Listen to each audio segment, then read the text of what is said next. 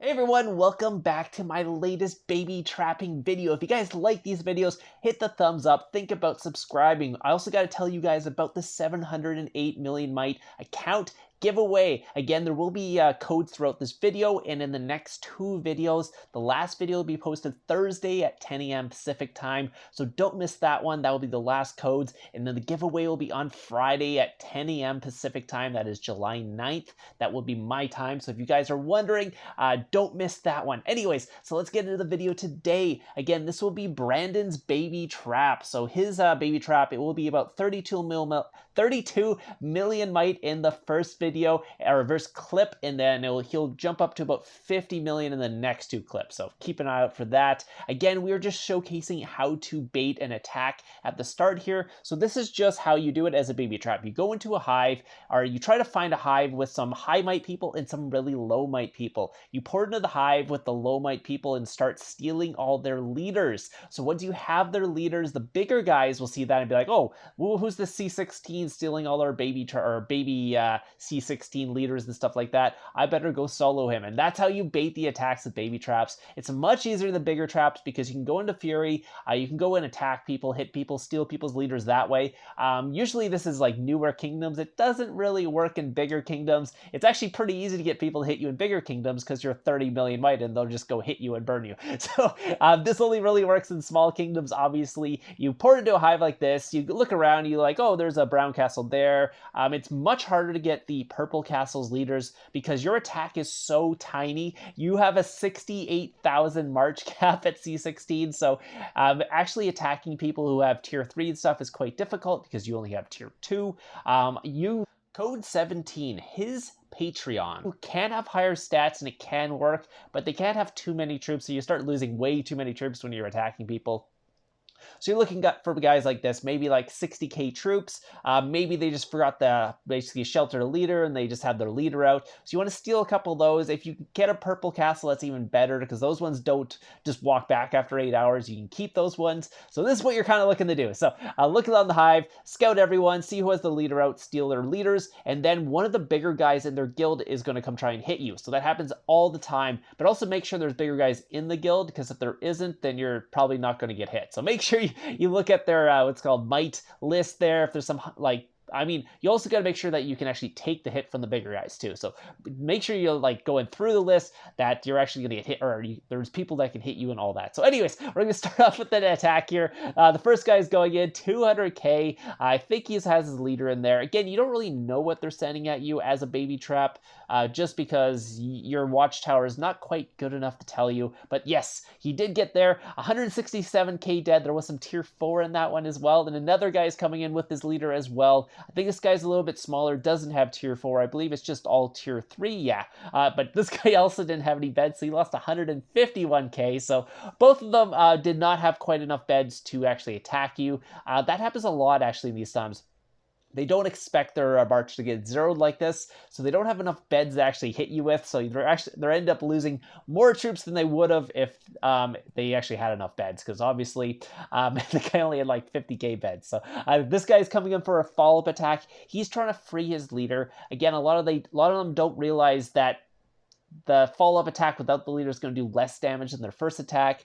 They might think you have an X amount of troops. They're like, oh, maybe he's low on troops, but obviously not the thing in a baby trap like this. You got tons of troops, so the second follow-up attack that's leaderless, obviously not going to do enough damage. It would kind of work, let's say, if like you're a very low mite baby trap, maybe at 10 mil mite. A tier 4 person could basically zero you by gangbanging like without their leader. That's because you can't really take a tier 4 hit anyways, but around 32 mil mite, it's okay. And these guys are not porting in to hit Brandon. Code 18 for video. By the way, Brandon actually posted the guy that he lost his leader, and these guys are actually going to come in and gangbang the person who was attacking Brandon. So you can use this you can use baby traps like this with your guildmates or other people in your like kingdom and stuff like that to actually zero other people. First, you cap the lead on the baby trap, then you get the other guys to port in and actually hit that guy. So you can bait them into fury, bait them to lose their leader. In this situation, obviously, they don't need to rally someone at this might. They can just come in and solo them, but you can always have friends that way, or even yourself. You could have your own higher attacking person than your own baby trap and use the baby trap to cap the lead, then go either rally the guy or solo the guy with your other account. So you can do that too, but in this situation, it was just some other people in the kingdom chat that they're getting to zero this guy. They didn't go in and hit Brandon, unfortunately, because he's a little bit too strong. But let's move on to the next clip. So this is the next clip. This guy is coming in to hit Brandon. Again, he did the same thing. He poured in and started attacking some people in their guild. This bigger guy who has tier 4, he went tier 3, tier 4, but he has a bunch of tier 4.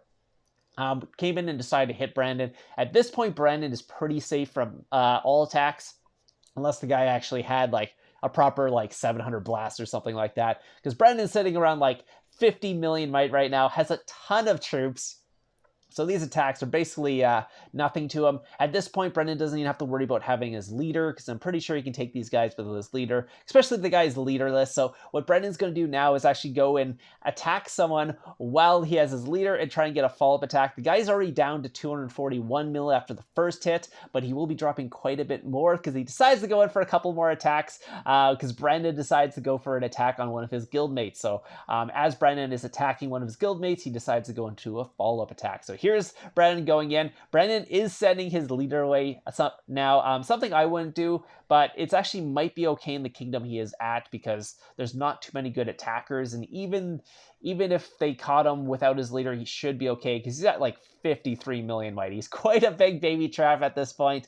But again, he's a C16. And a lot of people just C16 and they'll go in. I've seen people like hit Aloha, who's like 700 mil might just solo him because they don't look at the Aloha's might. They just look at the C16 and they're like, oh, I can totally burn a C16, and then not realizing he's like 700 million might. So just being C16 can bait people into hitting you, no matter what your might is, because a lot of times they'll actually just totally miss what your might is and they'll just go in for the attack anyways.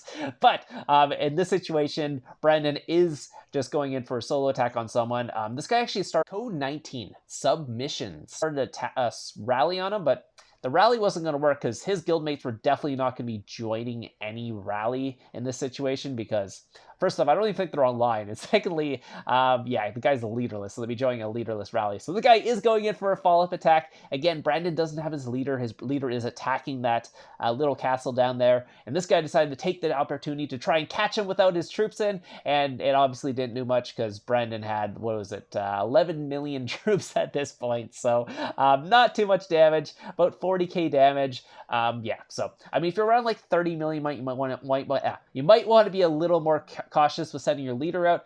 At around 50 million might, these low tier 4 players have no chance against him, even without his leader. And there's a second attack coming in, or I guess this is technically a third attack. So a third attack is coming in right now. He's speeding up. He's like, oh my god, I gotta hit him before his march comes back. But again, he's doing like 40k. So he's not really doing too much damage. He didn't pop a boost or anything like that. He's still setting 250k.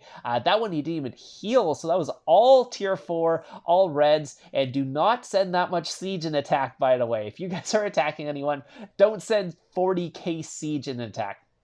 It's just not a good idea. So here comes a fourth attack on Brandon, and I don't think he healed this one either. Unfortunately for him, he dropped even more might, and Brandon's just healing in between. Actually, he didn't even bother to heal the last one because he was like, whatever. He's got 300k beds, his leader's coming back. So that one did 43k again, exact same attack.